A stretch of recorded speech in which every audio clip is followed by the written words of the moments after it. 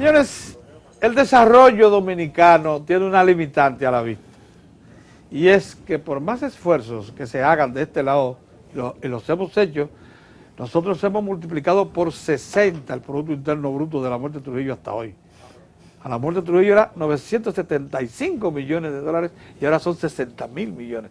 O sea, si queríamos un ejemplo de que nos hemos esforzado por salir del atraso, ese es uno contundente.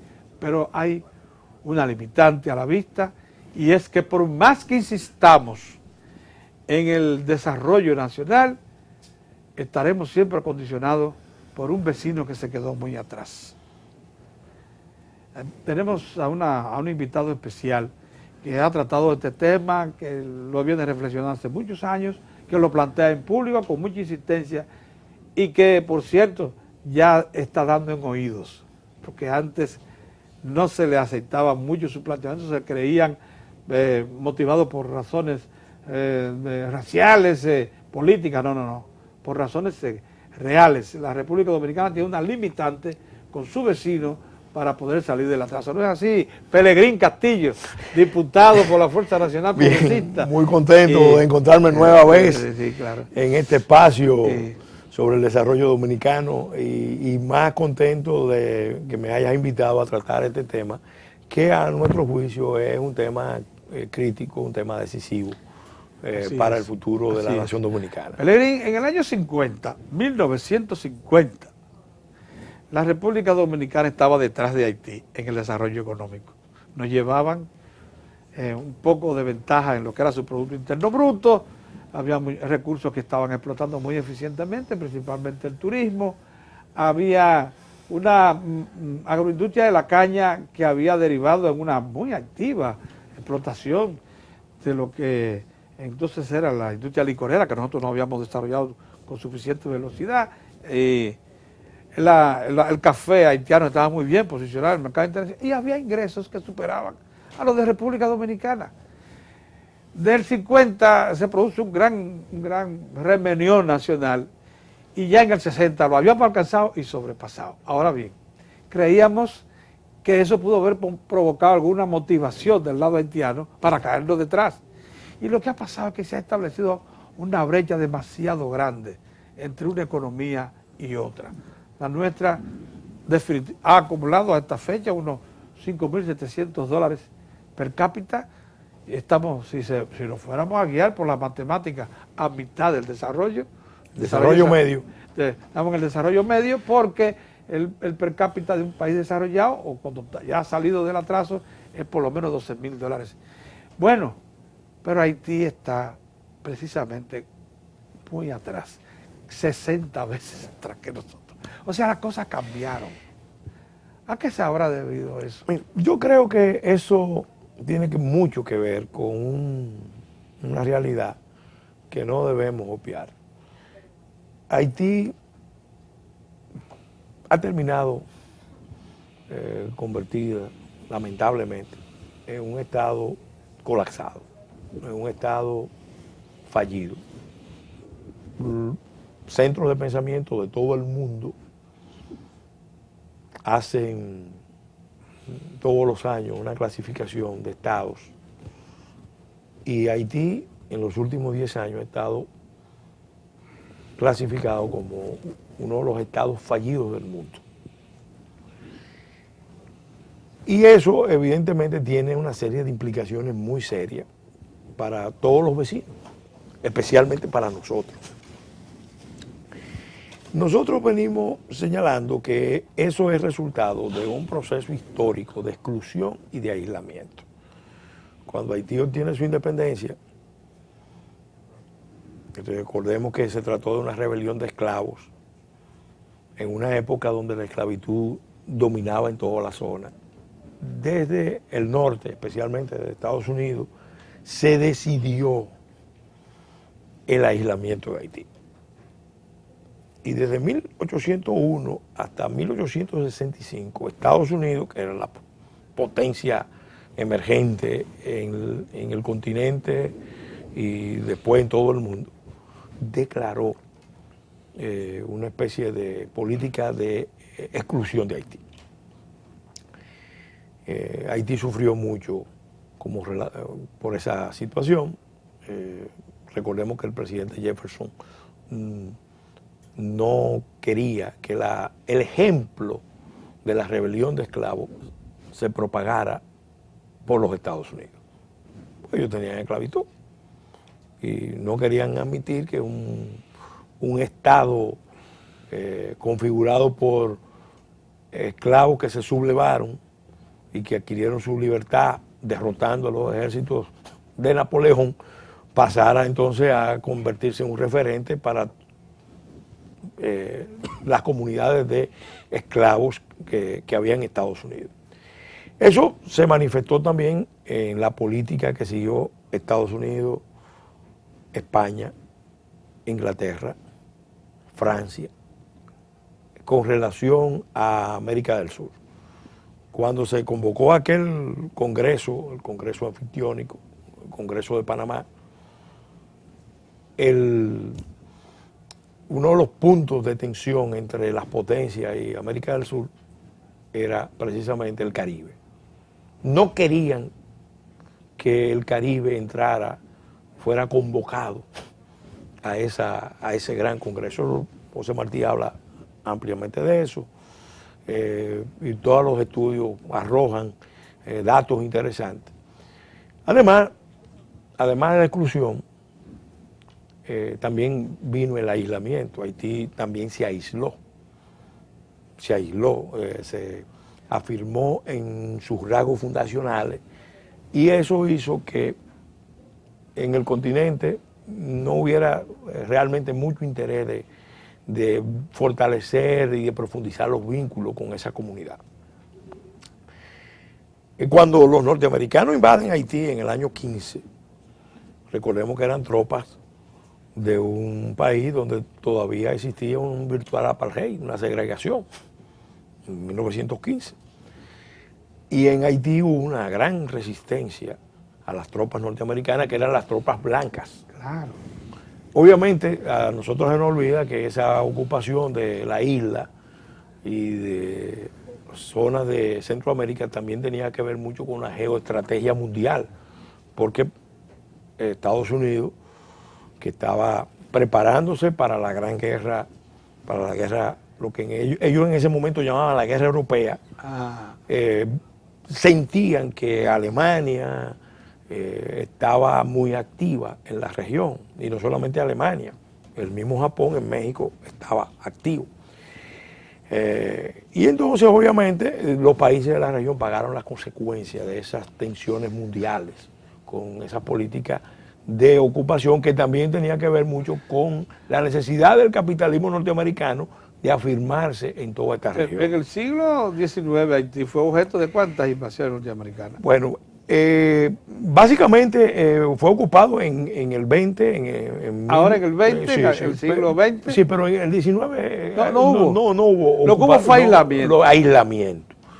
Eso el primer embajador, el primer enviado, que ni siquiera fue embajador, se mandó en 1865. 65. Francia ya lo había reconocido en el 30. Y Estados Unidos lo vino a reconocer en el 65. Entonces, en la ocupación... A un Estado que existía desde 1804. Entonces, ¿qué pasa? Y Haití le hizo un servicio a Estados Unidos eminente.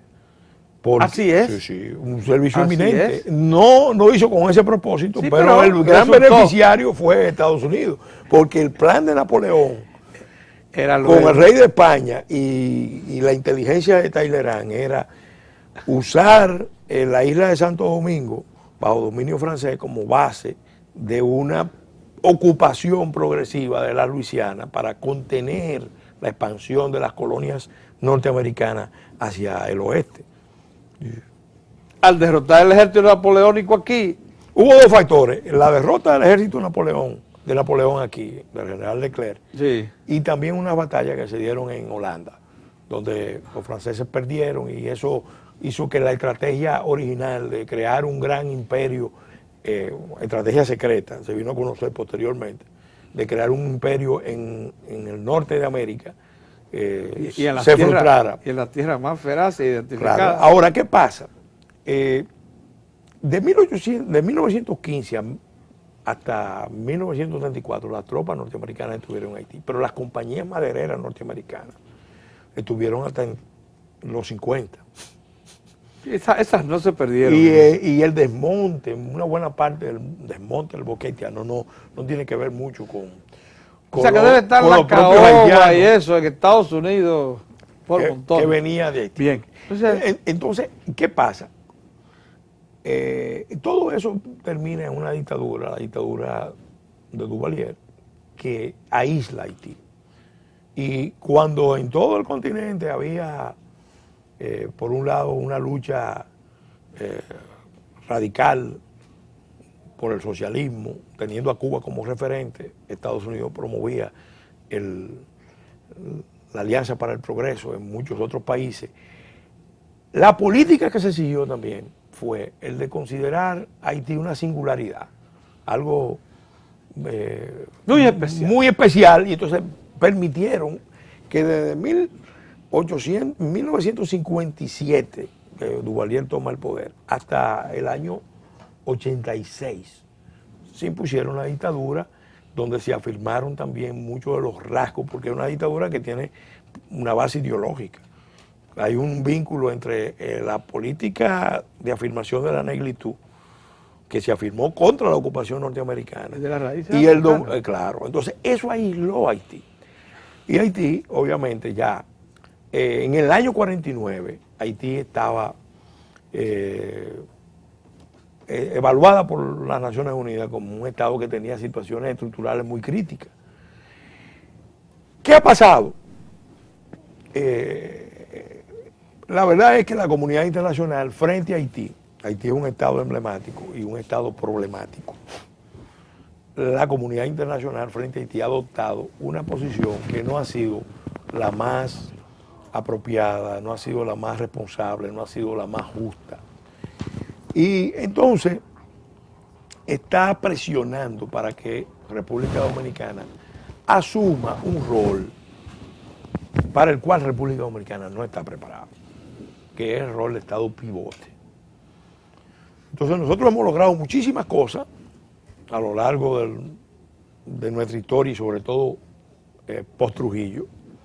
En la etapa democrática el país ha crecido considerablemente. Venía creciendo de todas formas porque también hay que reconocer que el crecimiento en el periodo de la dictadura de Trujillo fue importante, con un costo en términos de libertad, en términos institucionales muy alto, pero en términos de crecimiento real de la economía dominicana también fue muy importante. Sin embargo,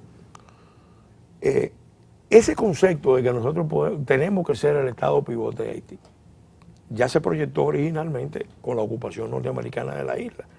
Recuerda que cuando se concebía el esfuerzo de producción de azúcar, los norteamericanos vieron aquí el gran interés de instalar ingenios aquí y de traer los braceros desde Haití.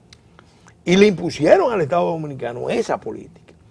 Y eso se ha ido profundizando. Y en vez de asumir un esfuerzo como Haití se lo merece, serio, de reconstrucción, entonces están buscando un esfuerzo que no es el más apropiado, de que República Dominicana juegue el rol de Estado pivote de Haití. Óigame. Y ahí está uno de los mayores peligros, mayores riesgos para República Dominicana. Exactamente al punto en que queríamos para plantear la grave interrogante. Nosotros cerramos, como les decíamos, el año pasado con 60.000 millones de dólares de Producto Interno Bruto.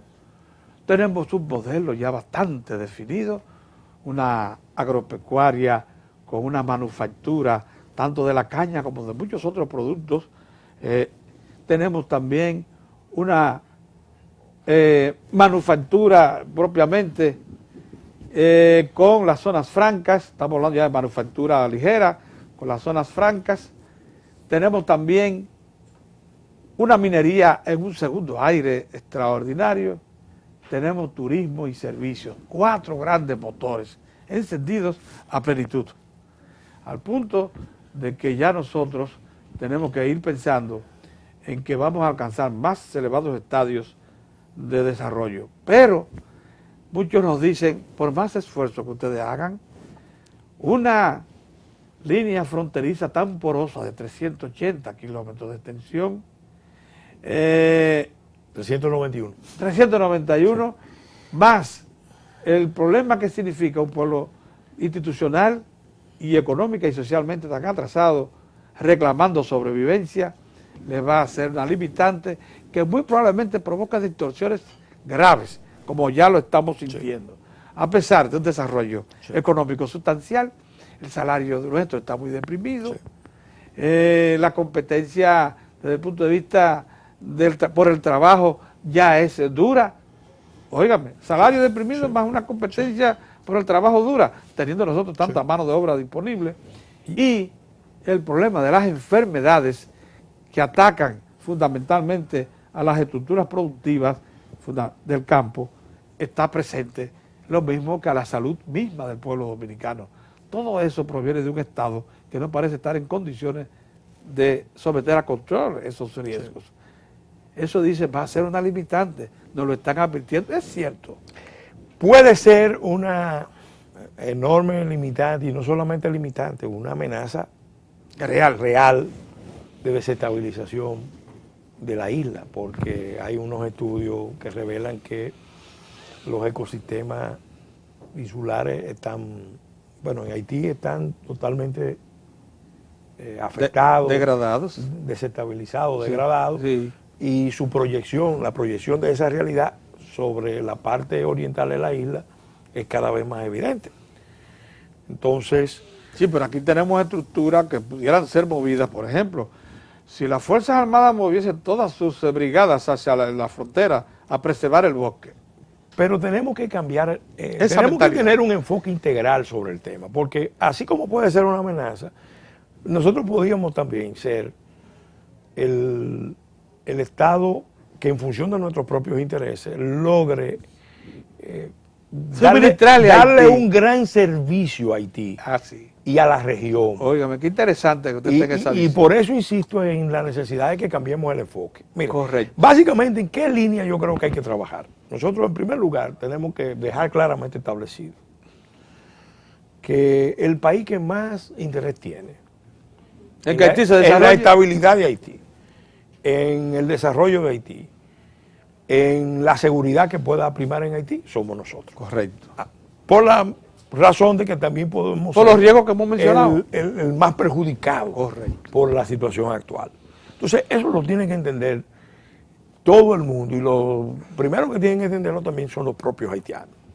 Ahora, nosotros también, a partir de esa afirmación de política internacional, tenemos que también plantear como una gran meta lograr el mayor compromiso de los propios haitianos con su proyecto nacional, porque ellos no pueden irresponsabilizarse con su proyecto nacional, y de la comunidad internacional, porque los haitianos no van a salir solos de esa crisis. Y con una actitud ambivalente, con doble estándar, vacilante de la comunidad internacional, tampoco van a salir. Entonces nosotros podemos ayudar a que los haitianos asuman más responsabilidades con su proyecto nacional, y sobre todo que la comunidad internacional actúe con la mayor responsabilidad, con el mayor cuidado, con la mayor previsión estratégica, porque de esto depende la paz en la isla y la paz en la región. Así es, así es. Entonces, eso puede ser un dolor de cabeza enorme para nosotros, pero también para toda la región. Yo se lo he dicho bueno, porque no escapa que la región sea involucrada en el asunto. La región puede ser considerablemente afectada. Ya en la crisis del 91-94 se vio la reacción americana de aislar a Haití en nombre de la democracia, de imponerle un bloqueo, tenía que ver mucho con eso. Porque la migración a donde estaba llegando, donde estaba saliendo la oleada de boat people, de los pequeños barcos llevando migrantes, era hacia Florida. Entonces, ahora hay señales de que pueden tomar la ruta de Puerto Rico, desde República Dominicana. Están arribando ya las yolas.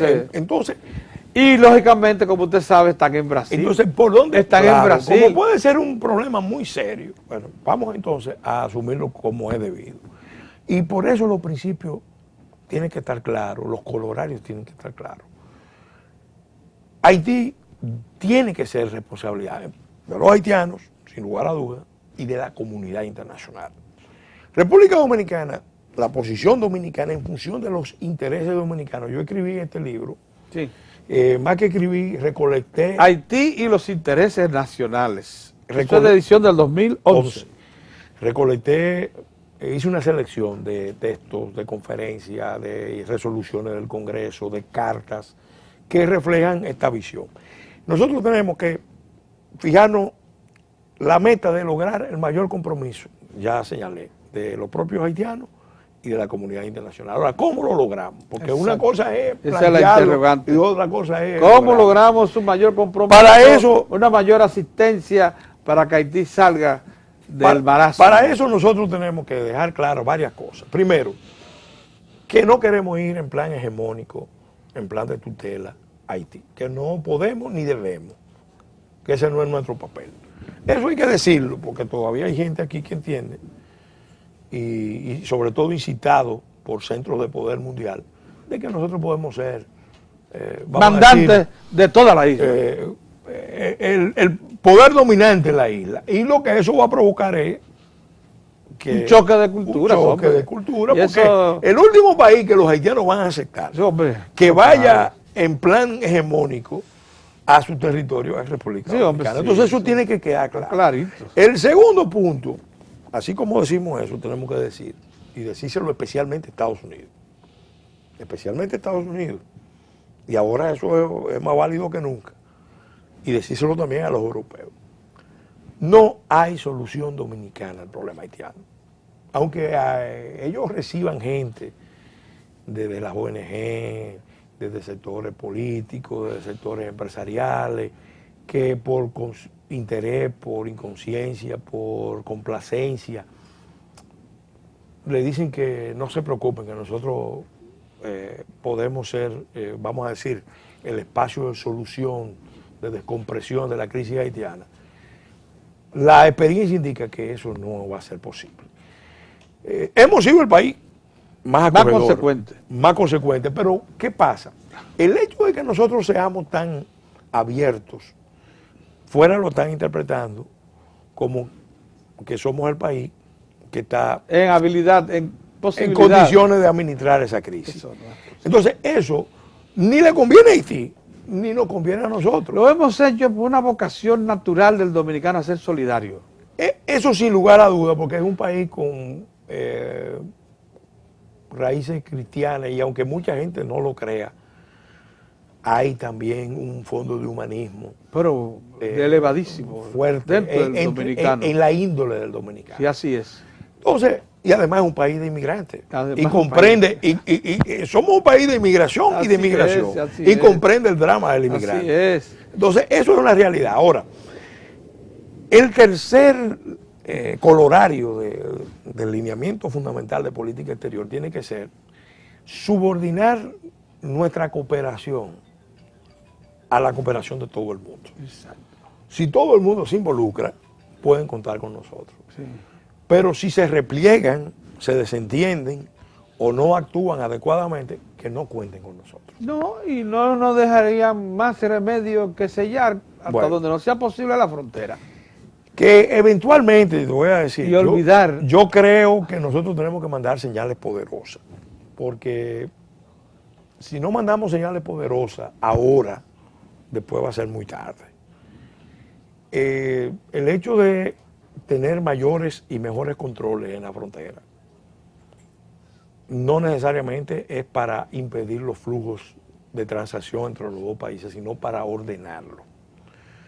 Porque el desorden puede terminar provocando más fácilmente un conflicto insular que el orden. Y nosotros tenemos que mandar señales de Estado. Yo he dicho, si no nos comportamos como Estado, nos van a tratar peor que una colonia. Yo quiero en ese plano devolver un poquito la tranquilidad a quienes nos están escuchando. Miren, desde hace unos 4 años, el ejército dominicano fue dotado de instrumentales que costaron unos 10 millones de euros, modernísimos, para precisamente establecerse en la frontera y establecer sitios de chequeo, control y en cierto modo puntos de desarrollo. Incluso en este momento se desarrollan proyectos interesantísimos en la frontera que procuran que la población dominicana se identifique cada vez más con su territorio. No estamos tan mal si quisiésemos endurecer nuestra posición para que no se vaya a creer que el país está en un punto de debilidad. Incluso tenemos un ejército nacional y unas fuerzas armadas en sentido general bastante bien compuestas y muy ordenadas y muy disciplinadas. El asunto, sin embargo, no es que ese recurso de fuerza sea el imprescindible, sino que es bueno que se sepa que está ahí. Mira, yo pienso que nosotros, sin lugar a dudas, somos un Estado institucionalmente bien definido, bastante bien definido. Más fuerte, sí, claro, sí. En términos relativos que con relación a Haití. Sí, claro que sí. Pero de todas formas tenemos debilidades importantes, porque nos falta la visión integral. Sí. Aquí, y por suerte se está formando un consenso nacional, aquí no es posible pensar el desarrollo dominicano si no le damos una respuesta cabal, responsable, institucional, justa a las relaciones con Haití. Si no organizamos la convivencia adecuadamente. Y para eso la comunidad internacional es imprescindible. Pero la política exterior, porque hablamos de los lineamientos de política exterior, no va a ser creíble si la política interna del Estado no va en su respaldo. Esto es muy importante, porque nosotros este planteamiento lo venimos haciendo y lo hace el Estado dominicano en diferentes foros. Pero desde fuera no lo creen mucho. Porque, ¿qué pasa? Bueno, nosotros hemos permitido... Aquí se dan ciertas disensiones. Nosotros hemos permitido, primero, la desnacionalización de los mercados laborales. Aprovechando fuerza de obra, mano de obra barata. En un esquema de capitalismo salvaje. Sí, capitalismo salvaje. De salvaje. Al dominicano más calificado le decimos que se vaya al exterior y que mande remesa, y al menos calificado que se quede al margen, que un haitiano va a ocupar su lugar. Al guardia y al vigilante fronterizo, cuando se le manda a la zona, se le está castigando. Se le está castigando. Entonces, o sea, no va con una vocación de servicio. No va con una conciencia de cuál es su rol, su papel.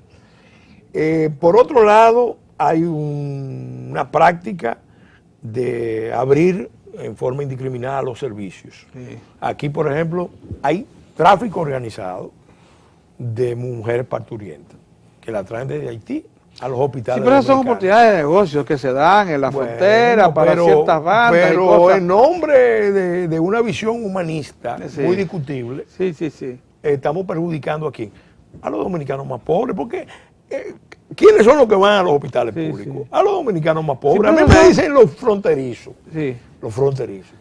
que varios días a la semana virtualmente ellos no tienen acceso a los hospitales dominicanos. Sí, pero esa vocación de servicio, de solidaridad con el vecino, no la vamos a poder erradicar. Eso está ahí, es una vocación. Sí, pero fíjate, en eso tenemos que hacer una distinción, porque una cosa es, la solidaridad tiene que ser ordenada, la caridad tiene que ser ordenada, y empieza por uno mismo. Empieza por uno mismo. Mire, si nosotros no tomamos conciencia de que nuestra prioridad son los dominicanos, y especialmente los dominicanos más pobres, bueno, no hay manera. Sí. Los organismos internacionales nos lo han dicho, no hay manera de luchar para reducir los índices de pobreza si continúa un proceso de descontrol migratorio, si no ponemos orden. Ahora eso pasa por tener el control de la frontera, el control efectivo de la frontera. Sí, ese paso y de superar ese esquema de capitalismo salvaje que hay aquí. Correcto. Mejorando el salario, creando mejores condiciones, educando más a la masa trabajadora porque pueda... Sí, cierto. Pero llegamos al punto, y por eso le agradecemos mucho esta comparecencia, en que usted ha dicho, un hombre que le ha dedicado muchas horas a esto y que ha debatido estos asuntos en los planos más altos, que no es posible pensar en una solución definitiva al atraso dominicano sin que se le busque una respuesta al problema haitiano, porque afecta demasiado la actividad interna en todos los planos de la sociedad dominicana. ¿Cuánto le agradecemos que haya dicho eso? Muchas gracias. Y que llame la atención sobre este tema, porque en verdad debemos hacer conciencia de ello. Muy bien. Gracias por comparecer. Muy bien, gracias por invitarnos.